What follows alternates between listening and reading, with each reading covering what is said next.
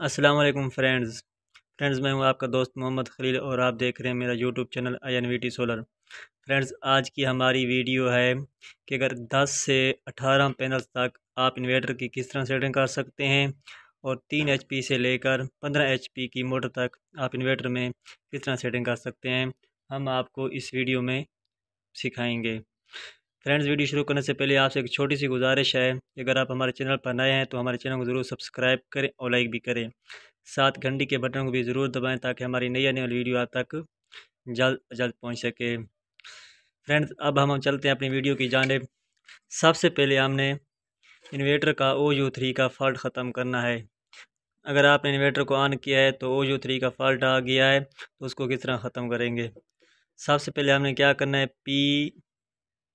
P0 में जाकर P17 में जाकर फिर इन्वर्टर को रीसेट करना है।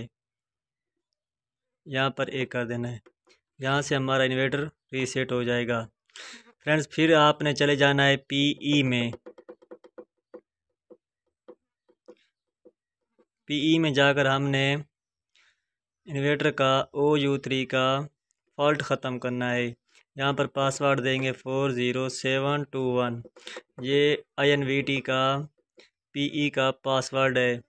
जो ओरिजिनल INVT है उसका यही पासवर्ड है, लोकल को ये नहीं लगेगा। आपने फ्रेंड्स अब चले जाना है PE07 में। यहाँ पर आपने वोल्ट बढ़ा देने हैं, 1000 से ज़्यादा नहीं रखने, आपने यहाँ पर 800 रख देने हैं। इससे हमारा OU3 का फॉल्ट ख़त्म हो जाएगा। अब हम स्टार्ट को बटन दबाएंगे तो ये फॉल्ट हमारा ख़त्म हो गया।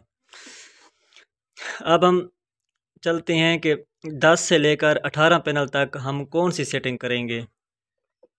फ्रेंड्स आपने चले जाना है PB में। यहाँ पर डेटा एंटर करना है, PB00 को 0 करना है, ये इनपुट के लिए होता है। PB01 को आपने 1 पे रखना है। उसके बाद फ्रेंड्स आपने चले जाना है PB03 में। यहाँ पर मोटर की हिसाब से मोटर के पावर के हिसाब से रखना होता है। अगर 3 HP की है तो आपने इसको 60 करना है, अगर 10 HP की है तो इसको 100 पे रखना है। उसके बाद आपने डेटा एंटर कर देना है। फिर फ्रेंड्स चले जाना है आपने PB4 में। अगर आपके पास 10 पैनल हैं तो इसको 70 पे रखें, अगर 12 हैं तो 75 पे रखें, 14 हैं 80 85 पे रखें, इससे ज़्यादा नहीं। अगर 16 हैं तो इसको 100 पे रखें, अगर 18 हैं तो इसको 10 पे रखें। हमारे यहाँ 16 पैनल्स हैं तो हम इसको 100 पे रखेंगे। शिफ्ट वाले बटन से हम इसको 100 करेंगे। आप या डाउन एरो की मदद से इसको 100 पे करेंगे। हमने अब इसको 100 कर दिया है। अब इसकी दूसरी जो सेटिंग है PB5 की, इसको हमने फ्रेंड्स 50 पे करना है। डेट एंटर कर देना है, फिर 7 में चले जाना है, यहाँ पर 150 कर देना है। ये फ्रेंड्स ये थी 10 पैनल से लेकर 18 पैनल तक सेटिंग। अब हम करेंगे 3 HP से लेकर 15 HP तक मोटर की इन्वर्टर में किस तरह सेटिंग करेंगे। फ्रेंड्स उसके लिए आपने क्या करना है, P2 में चले जाना है। P2 में जाकर P2.01 में चले जाना है। फ्रेंड्स यहाँ पर आपने मोटर के किलोवाट सेट करने हैं कि कितने किलोवाट की मोटर को आप ऑन कर रहे हैं। फ्रेंड्स अगर आपके पास मिसाल के तौर पर 10 HP की मोटर है तो उसके लिए आपने 7.5 किलोवाट सेट करनी है। अगर 15 HP की मोटर है तो यहाँ पर 11 किलोवाट सेट करनी है। अगर 7 HP की मोटर है तो उसके लिए आपने 5.5 किलोवाट सेट करनी है। यहाँ पर आपने किलोवाट सेट करनी है। मिसाल के तौर अगर आप 5.5 किलोवाट की मोटर ऑन कर रहे हैं तो यह उसके लिए आपने यहाँ पर 5.5 सेट करके डेटा एंटर कर देना है।